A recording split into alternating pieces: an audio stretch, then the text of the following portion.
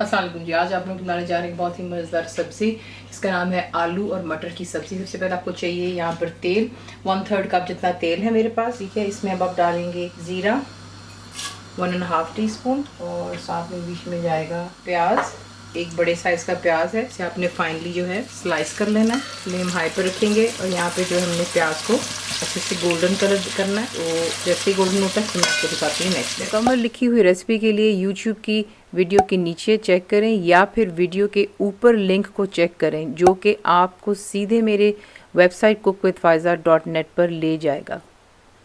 तो देखिए यहाँ पे प्याज जो अच्छे से सुनहरा हो गया, ठीक है। इसमें अब आप ऐड करोगे अदरक और लहसुन का पेस्ट। यहाँ पे मैं डाल रही हूँ 1 टेबलस्पून। हरी मिर्चें इसमें डालूंगी 4 अदद।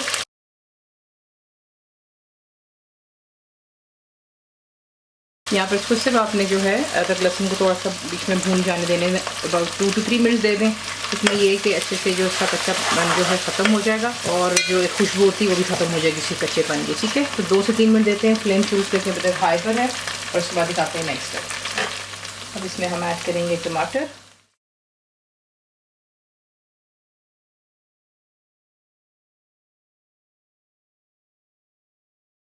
तीन बड़े साइज़ के टमाटर इसको मैंने रख लिया पर जो है स्लाइस कर लिया था, लेकिन थोड़ा सा बारीक किया है।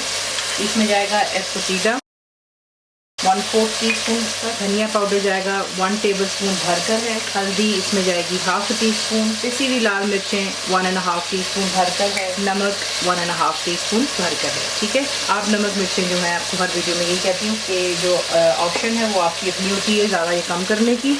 यहाँ पर जो है आपने अच्छी तरह टमाटर को गल जाने देना है कि जो इसका मसाला तैयार हो जाए, ठीक है, और तेल सरफेस पर आ जाए। अगर आपको लगता है इस स्टेज पर क्या आपका मसाला लग रहा है तो आप बेशक यहाँ पर पानी ऐड कर सकते हैं। मैं आपके सामने डाल देती हूँ और फिर आपको कोई कंफ्यूजन आ रहा है तो बिल्कुल मामूली सा पानी मैंने डाल दिया। फ्लेम को मीडियम पे रखें और इसे कुक हो जाने दें कि टमाटर जैसे गल। देखने में मसाला इसका यहाँ पे परफेक्टली तैयार हो गया, ठीक है। तेल सरफेस पर आ रहा है। अब आप इसमें ऐड करेंगे आलू। अभी मेरे पास 1 किलो आलू है छिलका उतार लेने के बाद, ठीक है। और उसके बाद इसे मैंने जो क्यूब्स में काट लिया था, तो ये आलू चलेगी बीच में। अच्छी तरह इस मसाले में मिक्स करते हैं। अब मैं इसमें ऐड करूँगी 1 कप जितना पानी। मिक्स कर लें, कवर कर लें और उसको मीडियम फ्लेम पर रखकर कुक कर लें यहाँ तक कि आलू अच्छे से गल जाने चाहिए। अगर आपको कोई इशू होता है तो आप इसमें पानी और डाल सकते हो या फिर आप इसको लो टू मीडियम पर रखकर भी कुक कर सकते हैं। सो बेसिकली करना यहाँ पर सिर्फ ये है कि आलू अच्छे से गल जाए और उसके बाद आपको दिखाते हैं कि नेक्स्ट स्टेप क्या है। तो देखें यहाँ पे आलू जो है अच्छे से गल गया हुआ, मैं आपको दिखा देती हूँ।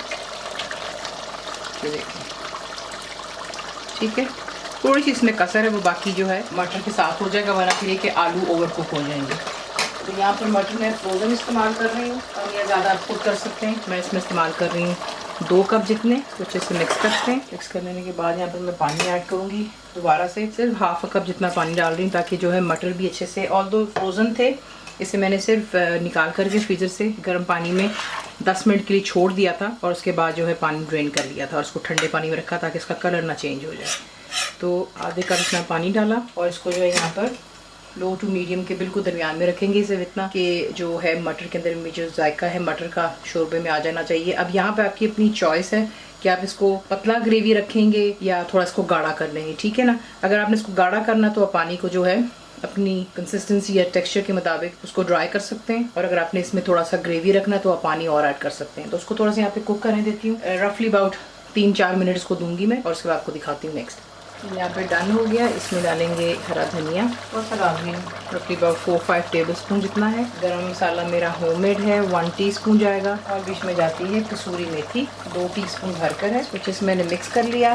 फ्लेम को यहाँ पर बंद कर देंगे। हमारे घर इसको ज़्यादा जो है पसंद नहीं करते हैं शोरबे के साथ में, तो देख लेंगे थोड़ा सा इसमें है, लेकिन ज़्यादातर जो है ये गाढ़ा है, लेकिन इसकी कंसिस्टेंसी बहुत अच्छी होती है। चंद हरी मिर्चें साबुत यूँ ही डाल रही हूँ खुशबू के लिए, और उसके बाद इसको मिक्स कर हम यहाँ पे करते हैं इसको डिश। इसी के साथ इसको बनाते हैं, सर्व कीजिएगा रोटियों के साथ में, तंदूर की रोटी, नान, पराठा, पूरी पराठा, जैसा आपका दिल चाहे। इसका बहुत मज़ेदार जायका आता है, कम मसालों में आप देख सकते हैं बहुत मज़ा चीज़ बनती है। तो जरूर बनाइएगा। रेसिपी आपको पसंद आती है तो प्लीज़ को लाइक शेयर सब्सक्राइब जरूर किया करें। कंप्लीट रिटन रेसिपी आपको मिलती है मेरी वेबसाइट पे which is cookWithFaiza.net पर। उम्मीद है कि आप लोगों ने मेरी ऐप भी डाउनलोड कर ली होगी जो कि फ्री है। तो जरूर बनाइएगा, बताए को कैसा लगा। दुआ में याद रखें and thank you for watching. Channel को सब्सक्राइब करें, बेल आइकॉन का बटन दबाएं, मेक श्योर कीजिएगा कि ऑल भी प्रेस कर दीजिएगा ताकि आप लोगों को मेरी लेटेस्ट वीडियोज़ रिसीव हो जाएँ।